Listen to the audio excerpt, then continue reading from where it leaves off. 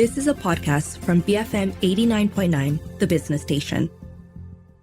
7:48 a.m. You're listening to The Morning Run. I'm Shazana with Keith. Prime Minister Datuk Sri Anwar Ibrahim announced last week that the government is reviewing proposals to amend digital-related laws to address online scams, including making telecommunications companies one of the entities responsible for combating such crimes. So the Prime Minister, who is also the Finance Minister, added that Bank Negara Malaysia is coordinating the review and that telcos have been informed about the proposals to amend the relevant digital laws. Earlier, Maybank Group CEO Datuk Khairul Saleh Ramli, he called for telcos to be held accountable for online scams rather than placing the burden solely on the banks. And according to the State of Scam Report 2024 by the Global Anti-Scam Alliance, Malaysians lost an estimated 53 billion ringgit to scams between October 2023 and October of 2024, representing about 3% of the country's GDP. So how should telcos shoulder the growing burden of scams as technology advances?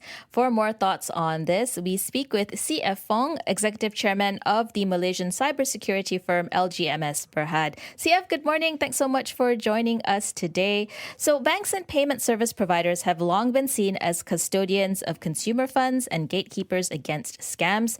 But how is it that telcos could find themselves at the forefront of facilitating scams? No, I think telco have intentionally become the facilitator of scams. Now, primarily because they provide basic infrastructure that scammers exploit. Now, I have some statistics here. According to the recent statistics from Cybersecurity Malaysia, online fraud cases have doubled from 17,000 in 2019 over 34,000 in 2023.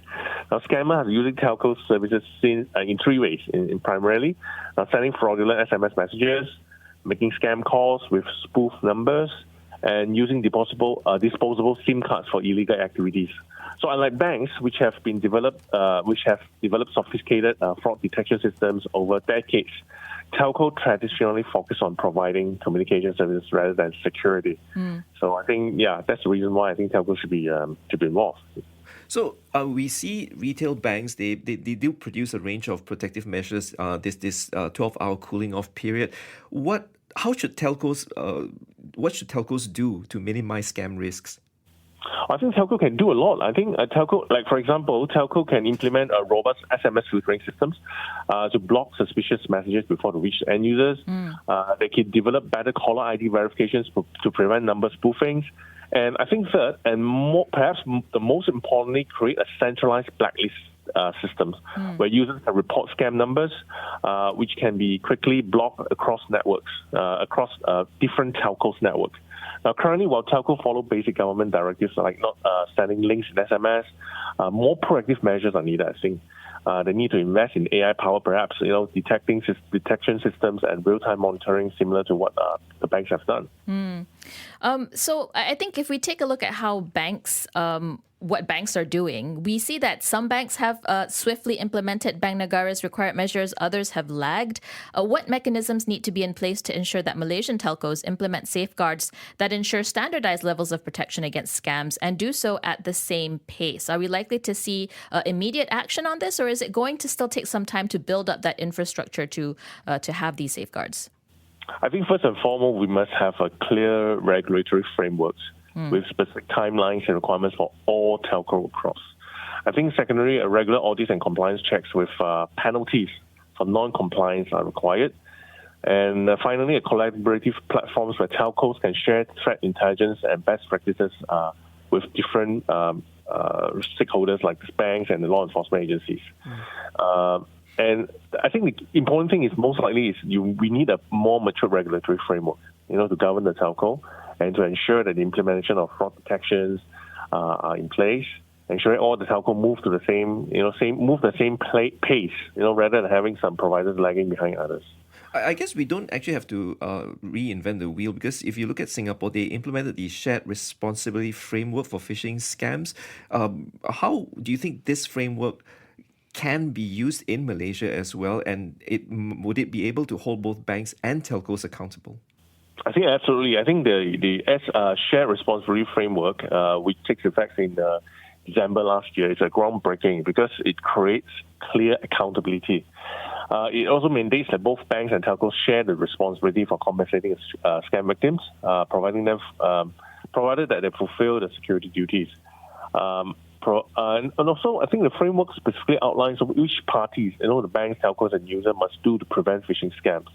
Now, if a scam occurs and both institutions and the customers have met their obligations, the losses are shared rather than falling entirely on the victim. I think this is something that we should also seriously consider to have it in Malaysia as well. And what is preventing Malaysia from adopting something like this? I think this has to do with regulatory framework and then also our regulators, how swiftly our regulators move into studying, the framework and how feasible it is to implement in Malaysia. But from general perspective, I think that the platform is pretty applicable to all of us here because we have no shortage of scam cases, at a daily basis. How do you see the different bodies coordinating with each other? Who should be in charge of overseeing the duties of scam mitigation for telcos? We know Bank Negara covers the financial sector. Should they also have oversight over telcos for this purpose, or should it come under the police, the Ministry of Communications, Ministry of Digital? How do you see that oversight mechanism looking like? Right now, I think the telcos are regulated under MCMC, Malaysia Communication and Multimedia Commission. But I think in order to combat crime, especially online fraud scams, right, I think the most effective approach would be a joint task force, perhaps led by MCMC as the primary regulators, working closely together with Bank Negara, law enforcement agencies like PDRM. But I think right now there's the Scam Response Center, which is the 997 hotline is evidence of the law enforcement agencies and the regulators are working together. Just that now we may not have a shared responsibility framework like what Singapore having. I think this is a missing puzzle. What do you see are the challenges that could arise in holding telcos accountable for scams? I think the main challenges aren't technical, but more on organizational. I think we need stronger coordinations between regulators, clear legislations regarding liability sharing, and industry consensus. It's not so much about technical. I think essentially it's pretty much on organizational between the regulators, amongst the regulators and also the end users. CF, thanks so much for speaking with us. That was CF Fong, Executive Chairman of Malaysian cybersecurity firm LGMS Berhad, giving us his take on how telcos can also be brought in to ensure safeguards against financial scams. A lot to talk about. And we do have a working model over in Singapore, which has that shared responsibility framework, right? So it is something that possibly can be replicated here as well. Indeed. We don't actually have to break our backs and think of what to do. If something works, we should actually implement it. But the challenge here is to decide which agency needs to be in charge of these things. BFM 89.9. You have been listening to a podcast from BFM 89.9, the business station. For more stories of the same kind, download the BFM app.